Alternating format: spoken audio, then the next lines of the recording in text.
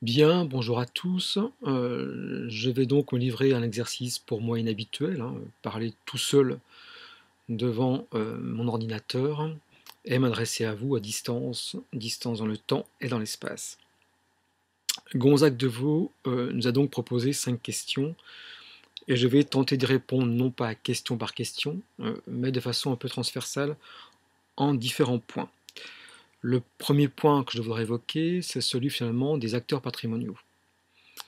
Plutôt que de parler de patrimoine, il me semble plus intéressant de parler d'action patrimoniale. Pourquoi?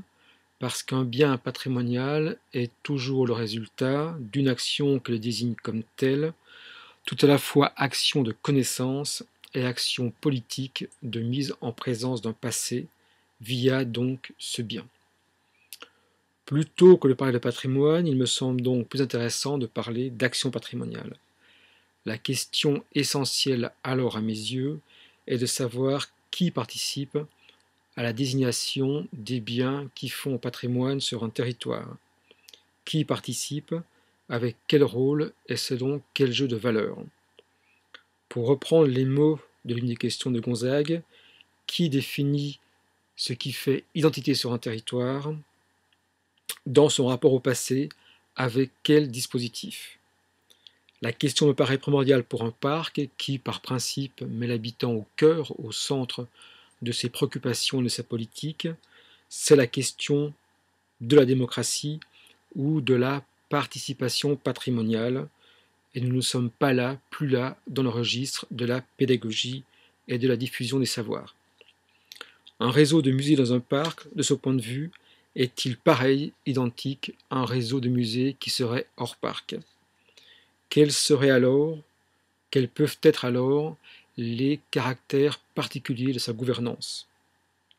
Chemin faisant, je crois avoir répondu à l'une des questions de Gonzague, à savoir celle du rôle, du regard extérieur des artistes, mais ce peuvent aussi être des chercheurs en sciences sociales par exemple. Regard pour moi qui doit être plus d'interpellation que d'initiation, à condition évidemment que l'interpellé puisse répondre. Regard donc plus maïeutique que de diffusion. Venons à la question du tourisme, qui est essentielle, et effectivement, elle est souvent posée comme ou sous le seul registre de la ressource économique. Si on la met en relation avec le thème identitaire, il y a des exemples que je n'évoquerai pas pour les questions de temps, où des communautés donnent à voir une identité aux touristes qu'elles ne jugent pas forcément comme étant la leur. Rappelons aussi qu'une trop grande attention portée au tourisme, avec d'autres facteurs bien sûr, a conduit souvent à la rupture des liens entre les écomusées et les populations environnantes, autres publics que les dits écomusées sont censés mobiliser et dont ils sont censés parler. De ce point de vue, le parc, comme la conservation des musées, ne pourront passer à côté de la question du patrimoine culturel et matériel qui, entre autres choses, remet au centre du dispositif les communautés comme devant participer à la désignation du bien patrimonial.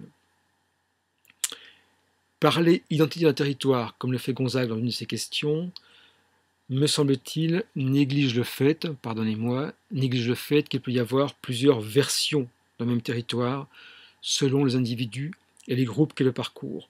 Que faire de ces différentes versions? Je serai, faute de temps, là je regarde le chronomètre en fait, je serai, faute de temps, plus bref sur la question de l'avenir.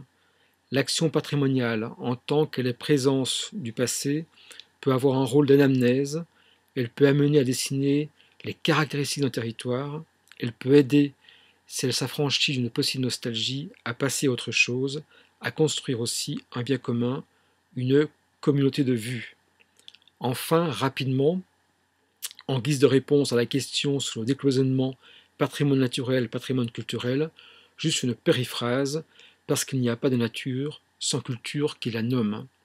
Merci, bon débat.